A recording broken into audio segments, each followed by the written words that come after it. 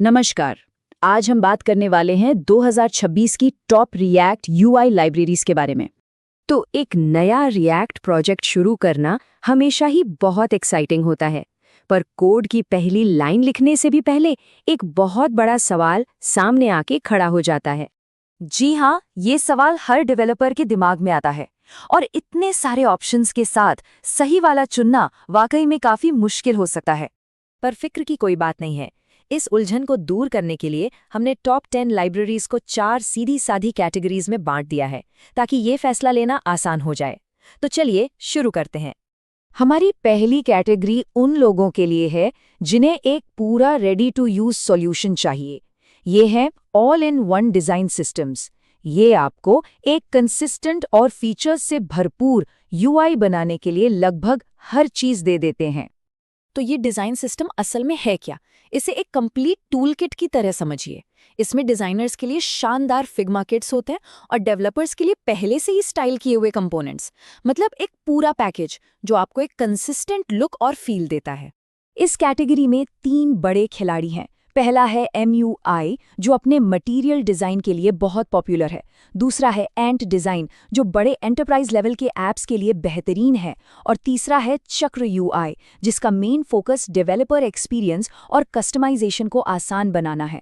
हाँ, एक बात ध्यान रखने वाली है कि MUI और एंट डिज़ाइन की अपनी एक खास स्टाइल होती है, जिसे बदलना थोड़ा मुश्किल हो सकता है। हमारी अगली कैटेगरी है टेलविंड CSS अप्रोच। ये उन डेवलपर्स के लिए है जिन्हें टेलविंड की पावर और फ्लेक्सिबिलिटी पसंद है, पर साथ ही कंपोनेंट्स बनाने के लिए एक अच्छा स्टार्टिंग पॉइंट भी चाहिए।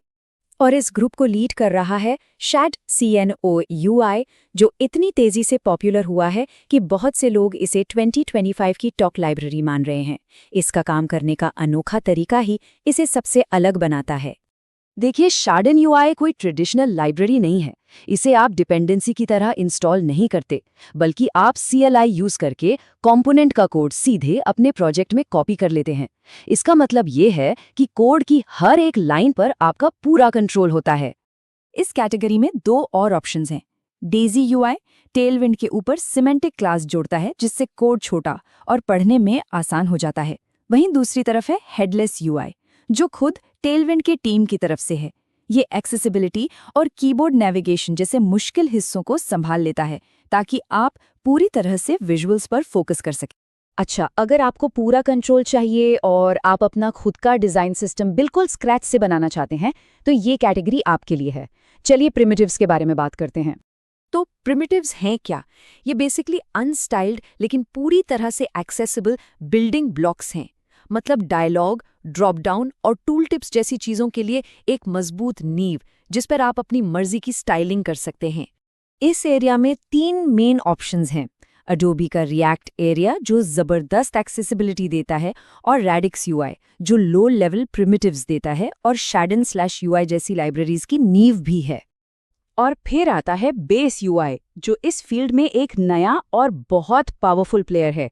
ये रेडिक्स और MUI के क्रिएटर्स की तरफ से है और अब तो इसे Shadon UI में भी सपोर्ट मिलने लगा है। ये सारी बातें इसे भविष्य के लिए एक बहुत ही रोमांचक ऑप्शन बनाती हैं। हमारी आखिरी कैटेगरी उन सिचुएशंस के लिए है जहां स्पीड सबसे ज़रूरी है।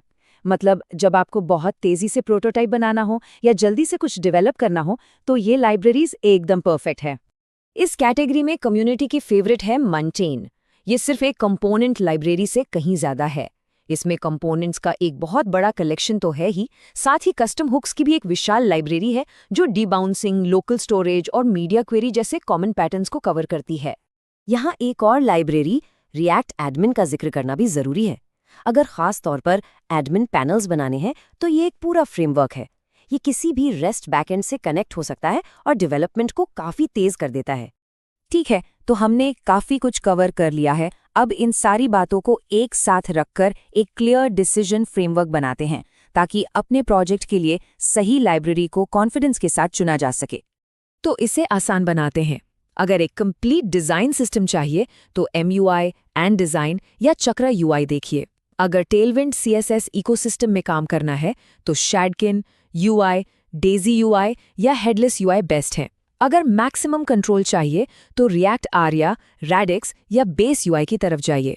और अगर स्पीड सबसे ज़रूरी है तो मांटीन या रिएक्ट एडमिन आपके लिए है। देखिए, सबसे अच्छी लाइब्रेरी वही है जो जल्दी और असरदार तरीके से बनाने में मदद करे। सही टूल्स के साथ कुछ भी बनाया जा सकता है। तो अब सवाल ये है, अगला प्रोजेक्ट क्या बनने वाला है?